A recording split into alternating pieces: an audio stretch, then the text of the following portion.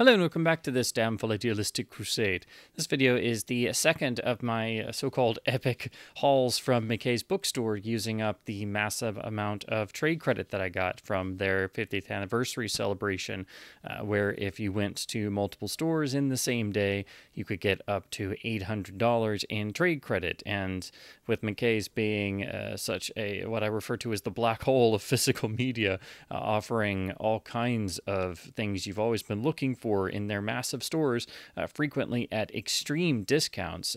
You never really know what you're going to find, and it's the type of place that if I'm let loose in there with just $5 or $10, I'm coming out with several boxes and filling my car trunk and going, what have I done? Again, in terms of buying too many books and movies across different formats.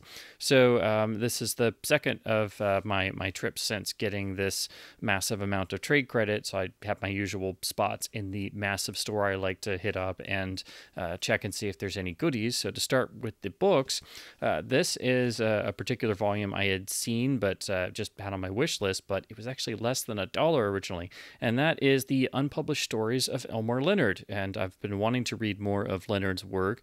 I've read some of his short stories and one or two of his novels, but always wanted to read the whole body of work. This is a really nice volume.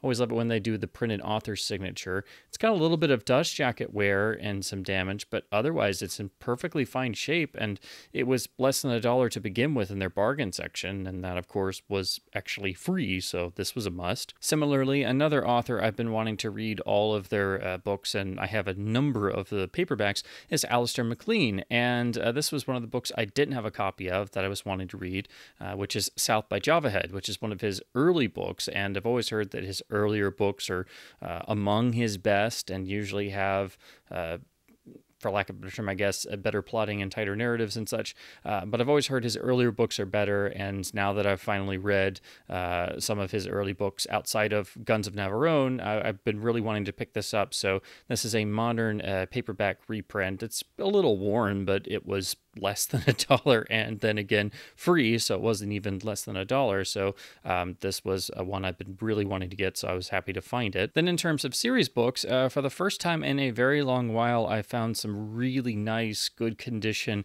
Nancy Drew picture covers. So the first of two is book 33, The Witch Tree Symbol. This has the earlier artwork. It's in really nice shape, as you can tell, and no major tanning or damage or mold or dirt. I have not seen a Nancy Drew edition from this era in this good of shape in the wild in a very long time. Same with the Hardy Boys. It's getting tougher to find even good, high-quality picture cover editions and not pay through the nose for them. So anytime I see a clean, good condition picture cover copy of any Nancy or Hardy Boys book, I pretty much pounce on it if the price is right. This is an earlier edition with the blue and white end papers and does seem to be an original text edition. This next one is one of the ones I've read many times growing up. I've always loved the cover, and that's book 45 of the Spider Sapphire mystery. I have this in a flashlight edition, but I've always wanted to get this one in a nice picture cover copy because it's got a beautiful Rudy Nappy cover, and again, you can see the condition is excellent, and it's not one of the later printings with the added numbering. Of course, the spine looks fantastic. It's in really great shape, and this is one of the few copies I've seen of any of this era of the either series that is in this good of shape. For the Hardy Boys themselves, I only found one particular edition. It's not a series I was necessarily going to collect, but I now have a few of these since I've found them for super cheap here and there in terms of assorted volumes, and that's book 8 of the Secret Files series. This was aimed at young readers a number of years ago from Simon & Schuster. They are very thin volumes, and the mysteries are themselves rather simplistic because it's basically for younger readers who aren't quite ready for the main canon books yet. But again, I wasn't really going to ever collect these, but I guess I'm going for completion, and I've now got a couple of these, so I can't say no when it's a clean volume for less than $1, which then actually was free. And a really nice surprise find, because these just never pop up in the wild outside of random volumes. They had a, admittedly not the best condition Three Investigators paperback, but this is a Hitchcock cover with Androgna art of book 22, The Mystery of Dead Man's Riddle. This is one of the Hitchcock covers with the original Hitchcock introduction collections that I was missing in my collection, so I was very happy to find this. Of course, it's got the McKay's price sticker that I've got to spend more time working off. These could be a little tricky to get off, so when it's something like this and I really want to make sure I don't mess up the artwork, I usually have to break out the hairdryer and spend extra time trying to work up the price stickers. But of course, it's got the iconic spine, and there is the Hitchcock logo. That's what I'm referring to by saying Hitchcock cover. This means this has the original Alfred Hitchcock introduction and, well, basically the bookends, the intro and the outro that were, ghost written under Hitchcock's name. After Hitchcock's death, the books were mostly tweaked for the introductions and any mention of Hitchcock to be changed to mostly the fictitious mystery writer Hector Sebastian, but they didn't really change the rest of the text outside of that. But trying to get all of the books up to 1980 with the Hitchcock text can be difficult nowadays because all versions are rare and hard to find, and after 1980 they were all updated, so then usually all you find are the later Hector Sebastian versions. But this is still in pretty nice shape in terms of the cover and the spine. It's got a little bit of wear, but nothing major. It's the actual book itself that, like most of these, has pretty heavy tanning, but doesn't have any major odors or any problems or spine problems, so I consider myself lucky to find any physical copy of Three Investigators books in good condition, let alone one of the ones I needed a physical copy of, especially with the Hitchcock bookends. Now to move on to DVDs, I found a number of Warner Archive titles, amazingly, and some, like this one, are their multi-film sets, which are usually stuff you'd never see pop up in the wild. They are pretty pricey, even for archive releases, but it's also multiple films that usually don't have any other major physical media releases. And in particular, they've done a lot of mystery series from RKO and others. So this is the Hildegard Withers collection of RKO films. This is a series I've always been curious about, never gotten to see. It's basically, from my understanding, the lead character is known as the sort of spinster sleuth, and she's an older lady and school teacher, so I guess there's at least some Miss Marple sort of vibes. But this brings together 6 of the RKO films in one nice, simple Warner Archive package. I really love the artwork and design of the cover. Warner Archive did make some really fantastic covers for some of these sets, but I couldn't believe I found this, and it's still sealed on top of that. So this is a set that usually goes for at least around the $30 to $40 price range. So anytime I see a Warner Archive title for cheap in the wild, I pounce on it, but I never expected to find some of the mystery series sets. Similarly, I've had the Philo Vance set on my wish list for a long time. This is a really important set because it brings together multiple different films that do have different iconic lead actors taking a stab at playing the famous detective character, but the real standout is, of course, The Kennel Murder Case, which stars William Powell and, of course, was directed by Michael Curtiz. Now, some of these films are finally getting newer scans. Kino Lorber has now done a collection with some of these, but not all of these, so this remains the best overall iteration for most of these films, which are unfortunately quite obscure and don't really have a lot of physical media releases. The Kennel Murder Case before this really only had the Rome Collection Laserdisc and a crap ton of terrible public domain versions. So this is another very expensive, uncommon Warner mystery set from the Archive division. In terms of individual films, they had the 1941 film One Foot in Heaven, a Frederick March vehicle, which is basically a sort of family comedy drama, which I've never gotten to see, but I'll look at anything Freddie March ever did. Next is 1961's Gold of the Seven Saints, which is a relatively obscure Western, but the main draw for me is that this is a earlier film for Roger Moore, and I'm obsessed, of course, with Roger, as anyone should be, and determined to see and own a physical media copy of his entire filmography.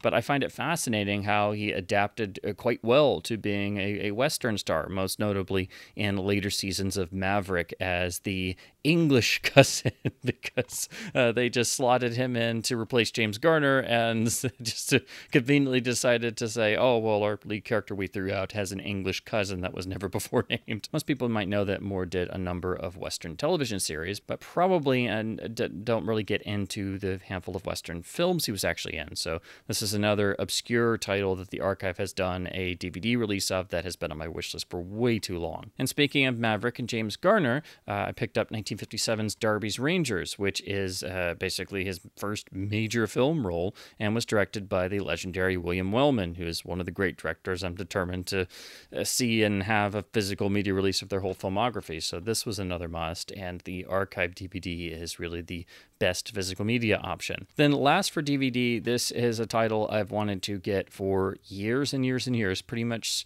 since I got into really collecting DVDs, because it's one of my film obsessions, and for the longest time it was out of print in this country. It's not had the greatest release history. It's also had a number of different transfers over the years, and this DVD for the longest time was the sort of elusive out of print best version you could get, and it's now been supplanted by Blu-rays made from a British master that was done by ITVN Network.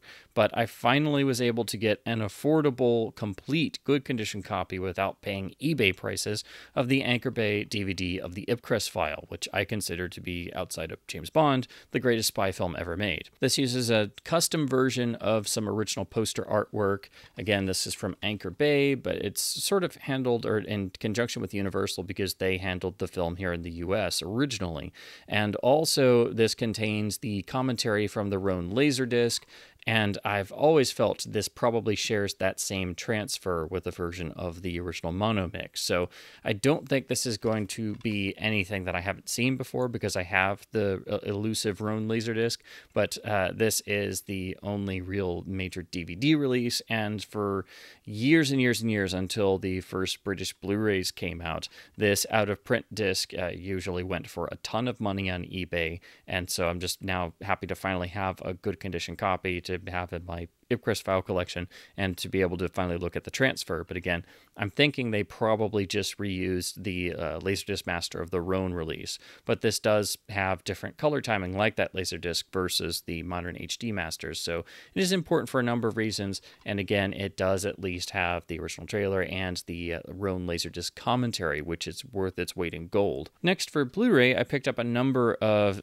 titles I've been meaning to get, some that are actually quite elusive that have been on my wish list for a while, some that they're not out of print, but they're kind of in that quasi out of print status because you usually can't find them in stock most places, and they're a bit pricey on eBay. And then also some notable boutique label titles and some that you just never see in the wild. So to start with the standard studio titles, this is one of the ones that it's an older disc I've had on my wish list for ages, and it's in that quasi, it's not fully out of print, but you just don't find it all the time, and it's kind of a little pricey. And that's the Warner Blu-ray of Frankenheimer's masterpiece Grand Prix, which is the greatest racing film ever made because it's the most realistic and incredibly powerful racing film ever made. Of course, it was shot in large format and presented in single projector Cinerama originally on the original release with a 6-track magnetic stereo multi-channel audio mix. This, unfortunately, is an older Warner Blu-ray. It is based on a master that was originally done for DVD and HD DVD parameters. The Blu-ray is the best iteration, and it does have the supplements generator for this release, but it's kind of like Bullet and a handful of other films kind of stuck in that same Warner old master scenario.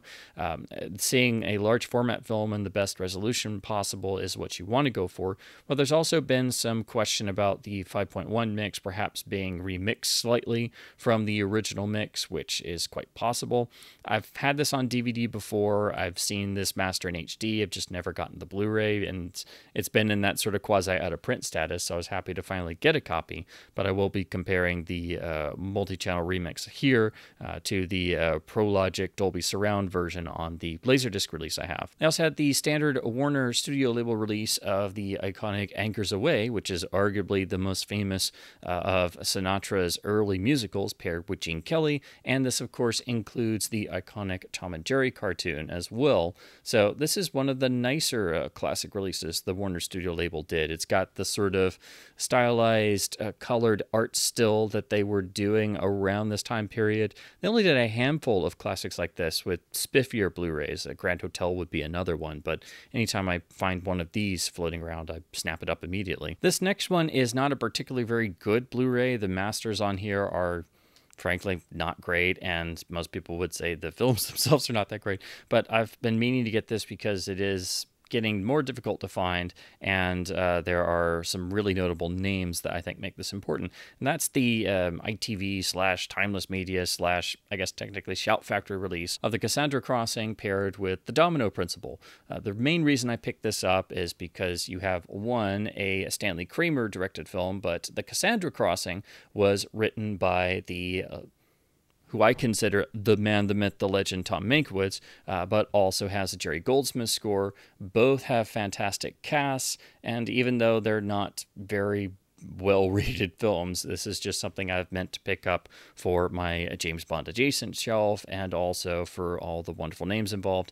And I haven't seen these films in years, so this is the best physical media option for both, really, even though the transfers themselves are not really all that great. Then to close out with boutique label releases, I picked up a couple Criterion discs. This one was not only less than the usual Barnes & Noble sales price, but it was also still sealed and, of course, also free. And I've been trying to chip away at the countless Criterion discs that I am still so far behind on that my wallet will never allow me to purchase all of that I so desire, like all of us. It's the cinephile struggle. We have to connive to get as many discs as we possibly can.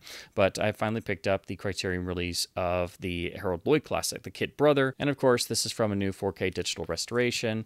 Has a nice amount of supplements, and is one of the really nice Lloyd releases that Criterion has done to go alongside their Chaplin releases. But as you can see, again, this is still sealed, even with the Criterion Blu-ray sticker and everything, and it was less than the usual $20 or so, or $22 Barnes & Noble sale price, and it was also free. So this was a must. I also picked up another I've been meaning to get for ages, pretty much since it came out, which is Criterion's release of The Gunfighter with Gregory Peck. This is one of the absolute great Westerns. Lovely artwork, and this is also the product of a new 4K restoration, new supplements and everything. I will be looking at this and comparing it to the audio from my Laserdisc copy, but this is just another I've been dying to get an upgrade to, because again, this is one of the great Westerns that actually is quite influential within the genre and other films that came afterwards. But also, since it's a 4K restoration, you always have to wonder, is Criterion going to double dip later and come out with the UHD, and then I'm going to regret it, because they usually do that right after you buy something. They announce they're doing a UHD. So you kind of have to worry about that on all of these that are coming from 4K restorations. But they also don't tell you if it was a restoration that was finished in 4K either with HDR. So just because it says 4K restoration doesn't necessarily mean it was finished in 4K resolution. And so it's quite possible it was only finished at 2K, and so Blu-ray is all you can do. But basically, anytime it says 4K restoration, you kind of have to wonder, you have that thought in the back of your head, are they going to update this at some point? Are they going to magically know that I bought this and then just say, 2 days later, hey, we're bringing out a UHD in December? And then you're like, I sacrificed for everyone. There you go. Next, for Kino Lorber, I picked up a few titles. This is one I've been meaning to get. It is Red Ball Express, which is one of Bud Bedeker's non-westerns, and has lovely artwork, a new commentary, and I'm determined to see all of Bedeker's films. I do think he is one of the great American directors. He was one of the greatest Western directors of all time, and I think he's enormously underrated as a director overall. All of his films I've seen so far, and his non-Westerns, really punch far above their weight and are outstandingly well crafted. Plus, I'm a sucker for any film starring Jeff Chandler, who I think is severely underrated as an actor, and unfortunately died tragically young, and would have gone on to an even greater career and star stating in terms of overall status and public recognition, had his career been allowed to continue. But I'm just really excited to see what the two of them paired together in a non-Western directed by Bedecker. Next is a 1944 noir,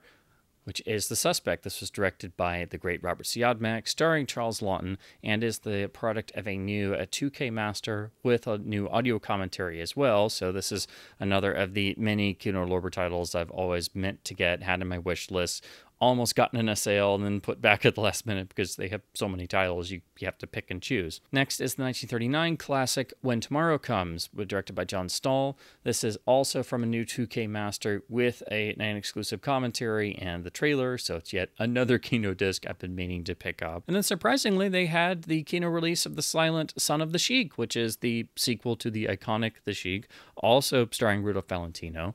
Lovely original artwork, and it does have a nice amount of extras, including a filmed intro by Orson Welles, plus an Alloy Orchestra score. It's uncommon to see silent discs in the wild, but every once in a while I find some of the Kino ones. This is done in the same sort of basic style as their earlier silent discs, and has the white background on the cover that you find on all their earlier silent releases. Amazingly, they had a Twilight Time disc, which rarely pop up in the wild, especially after the company basically closed its doors and is now sort of reopened on particular corners of the internet. But they had the Twilight Time disc of Fate is the Hunter. So this has the Twilight Time style, nice striking imagery, and of course has the isolated music track, which is the real standout feature of all Twilight Time discs. They always had an isolated music track when it was available to highlight the composer's work.